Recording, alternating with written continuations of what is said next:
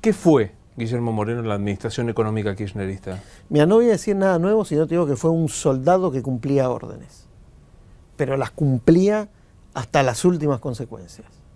Y esas consecuencias eran respetadas y defendidas también por el que le daba las órdenes, que es un presidente.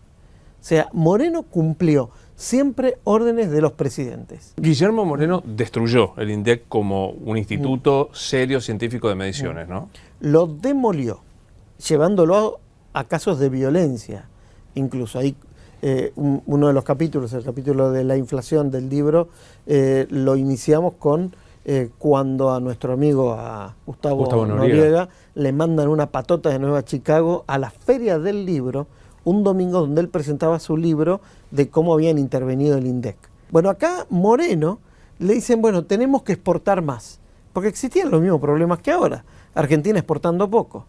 Y Moreno decide, él decide, vaya a saber por qué, o con qué motivo, que es África donde a la Argentina tiene que ir a abrir sus mercados. Y decide el viaje a Angola.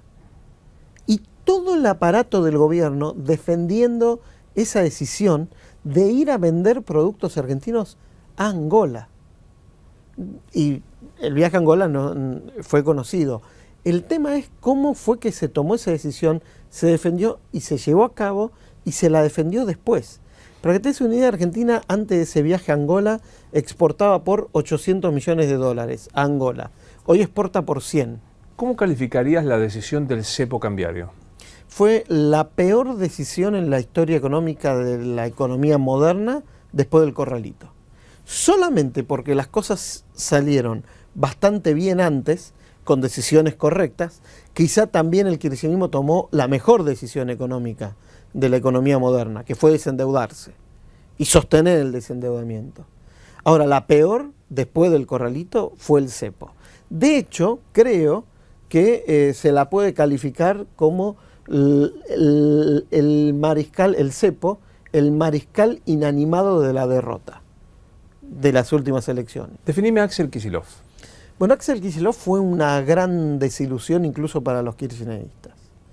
Se habían puesto muchísimas esperanzas en Kicillof, en que iba incluso a renovar ideológicamente y de contenido, por lo menos en cuestiones económicas, al kirchnerismo, y se quedó en el medio del camino. No lo voy a demonizar, también tuvo, a mi juicio, cuestiones que fueron logros, como por ejemplo negociar ante el CIADI y negociar la renacionalización de YPF. Pero no pudo salir de una lógica de recesión. Los años de Kicillof fueron años recesivos. Amado Boudou como ministro de Economía. Amado Boudou, bueno, políticamente creo que va a quedar como una especie de María Julia del kirchnerismo. Pero en el 2011 tenía un buen plan económico, que con su caída política no se pudo implementar. Felisa Micheli. Felisa Micheli era la persona equivocada, en el lugar equivocado, en el momento equivocado, pero va a quedar en la historia como la ministra de Economía con mayor nivel de crecimiento en todos los años del kirchnerismo. Hernán Lorenzino era el que iba a ejecutar el plan de Amado Boudou, era el hombre que iba a mantenerle organizada la economía a Boudou para cuando Boudou sea el candidato a presidente del kirchnerismo y el heredero. Obviamente, después la historia Chicone y compañía, ¿no? Y ahí cae también en desgracia Hernán Lorenzino, que por su propio peso no podía ser ministro de Economía, más teniéndolo al lado a un Kicillof que claro, lo que quería era su cargo. Con Carlos Fernández se tomó la decisión, después del desendeudamiento más trascendente de la historia económica del kirchnerismo, que es la nacionalización de las AFJP. ¿Alguien se acuerda que fue el que firmó el decreto? Definime a Martín Lustó. Bueno, Lustó fue alguien que no tendría que haber estado nunca ahí. No coincidía en nada con nadie del kirchnerismo. Roberto Labaña.